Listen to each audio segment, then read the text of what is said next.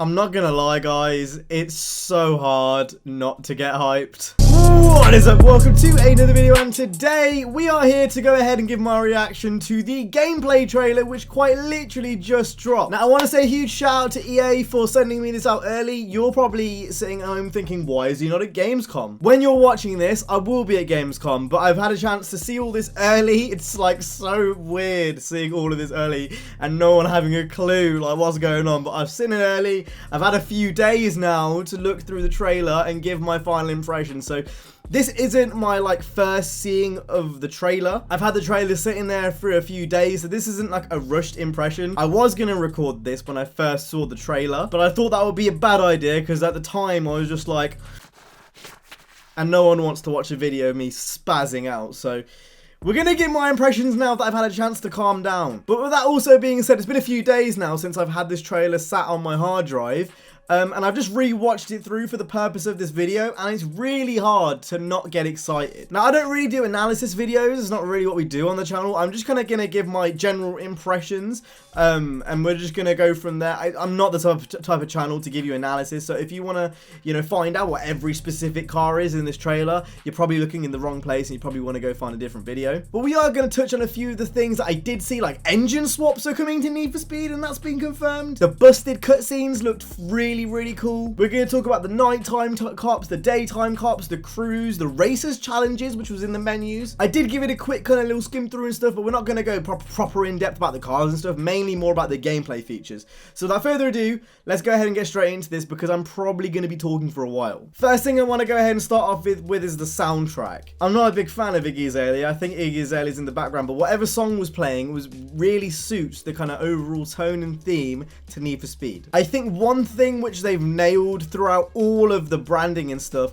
is the tone and the atmosphere. I don't feel any pressure in saying that Need for Speed in terms of its atmosphere is back. We're not gonna get another payback in terms of, the cheese and the weird characters that just didn't really fit in a Need for Speed game. It seems like they've kind of gone back to what Need for Speed 2015 was in terms of atmosphere, and I can definitely say that now, full-heartedly. The Speed Hunters showcase, fantastic idea of using the Speed Hunters IP. Obviously, Speed Hunters are owned by EA. I'm not sure if many of you guys know that, but they are owned by EA-Ghost. So to not have Speed Hunters in a Need for Speed game just makes no sense. The fact they are the daytime legal event, very similar to Pro Street. I'm seeing loads of people saying it's like Pro Street. So cool. Not only that, but the daytime and the nighttime are completely different things, and they fully feel like it as well from what we've seen so far. In the daytime, you got the cops that aren't really that aggressive, but then at the nighttime they turn completely on. In the daytime you can roam around the city and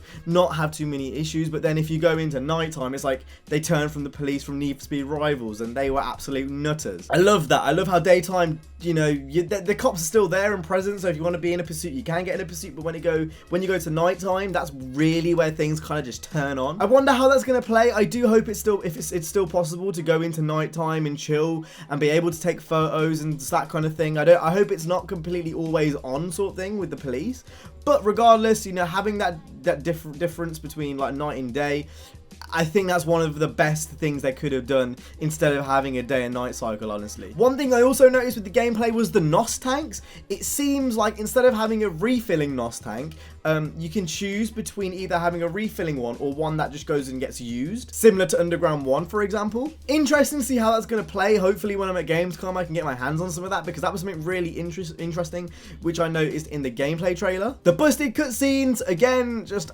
really cool. I really like how they've done it. It just looks modern, sleek, and it's not the classic busted cutscene, which I expected. I'm pretty sure everyone watching this video will know this. This is a Midnight Club LA busted cutscene, and that's kind of what everyone expects when you say give me a busted cutscene. I honestly think this is cooler. I think the way they've done it with the kind of Forza Horizon-esque white background, but it's black and stuff, I just think that's really modern, really cool. It's a nice take on the busted cutscene, which we haven't seen like this in ages. The garage, we're going to slowly come over to the performance upgrades, because that's the thing which I think I'm most excited by, through this whole thing. But I quickly want to touch on the garage. It looks really cool. The lighting in there looks amazing. It looks like a really cool place to go ahead and take photos in. But now we're going to get to the big thing here, the new performance upgrades. Oh my god. Like I said, it's really, really hard to not get excited by this. So they did show off the different types of turbos, and it seems very similar to Need for Speed 2015 in terms of approach. Now that is fantastic. But that gets me even more excited because they only showed off the turbos in this trailer. To be honest, they didn't really show off the turbos in the trailer. They just kind of skimmed through them, and then I had to go frame by frame in Premiere Pro to see what was actually going on. But every different turbo has different, effects to the car. If you put a single big turbo in, that's going to give you different traits to putting twin turbos in, which is going to give you a different trait to putting a centrifugal supercharger in. That's just really, really cool. That makes me think that if you go into tires, there's going to be like different tires that are available. So if the turbos are giving different traits, surely then you're going to have drift tires similar to Need for Speed 2015. You're going to have race tires, and hopefully they go one step further and introduce new performance customization we haven't seen, and engine swaps. Let's talk engine swaps. I can't believe this is happening in a Need for Speed game. So you're going to be able to customize your car, make it look how you want, but then you're going to be able to do engine swaps. So if I want to put an RB26 in an R8, that is possible. Now I'm assuming they're probably not going to be licensed engines because that is a licensing nightmare, but it'll probably be similar to Forza, where it's just named like inline 6 twin turbo as an RB26, for example. But just the fact that you can even do that in the first place is absolutely absurd. That's going to have a huge effect on gameplay, and that now means that cars that are on a really low end can have like hybrid engines in. So imagine a Mark 1 Golf with a hybrid 918 engine in. Like, that isn't out of the realms of possibility now. Obviously, I'm just kind of speaking off my head, but if there's engine swaps in the game, that is the kind of stuff which should be available. Like, mind-blowing. New paint styles, something which Forza's been doing for ages. Need for Speed playing catch-up, but it's something which I'm very open to. Now you can be able to have your cars in carbon, pearlescent colours, stuff which, I think should have been there a while ago, to be honest. It's kind of the basic of a rap editor now in 2019, but happy it's coming nevertheless. One thing I will say is it didn't look like the R8 had an awful lot of new parts on in the spoilers category when they were going through it. That was just something that I noticed as I was being vigilant, so that doesn't give me great hope that they've added a lot of new parts to pre-existing cars. This is something which I'm probably going to ask the devs on Wednesday, because I am going to be going into a live stream with one of the devs on this channel on Wednesday. So if you haven't already subscribed, subscribe, because we're going to be going. It's going to be live here. I don't know the exact times and whatnot, but I just wanted to say that here before we go on and continue. Exhaust tuning, again, absolutely nuts. Something different that we haven't seen before from Need for Speed or any game for that matter. You can change the exhaust sound, proper cool stuff. I'm hoping that you can still change the tips and stuff of the exhaust, and that changes how the exhaust sounds as well. Character customization, we kind of knew this was already going to happen because of last week's leaks and gameplay and news and stuff, but oh my god.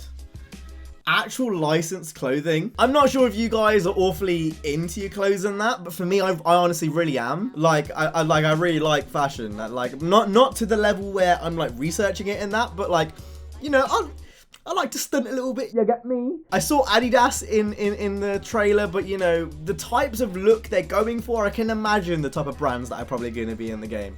And that gets me really excited. It's one up to Forza in terms of what they were doing, because it's actual real life stuff which you can buy in real life. Isn't that a bit, that's a bit insane? Wait till your character, like, is doing the dab or like in a razor face mask. They also mentioned all drive's going to be there at launch, as well as cruise. You're finally going to be able to set up your own cruise, which is really cool. Hopefully they're not small, or hopefully there is like big cruise as well as small cruise. I hope that it's not just 20 people, like they didn't really say, but hopefully, we get more info on that soon. And finally, they mentioned Heat Studio, which is an app that you can now download on your phone and customize cars in game with. Now, I'm actually got a video planned. It might be already up on the channel. I have no clue. Obviously, I'm recording this a few days before, about Need for Speed Heat. So if you want to see some gameplay about the Studio app, yeah, just look in the description or on the channel or in a card in the top right. There should already be gameplay on the channel. There should be. Absolutely nuts. There's so much here.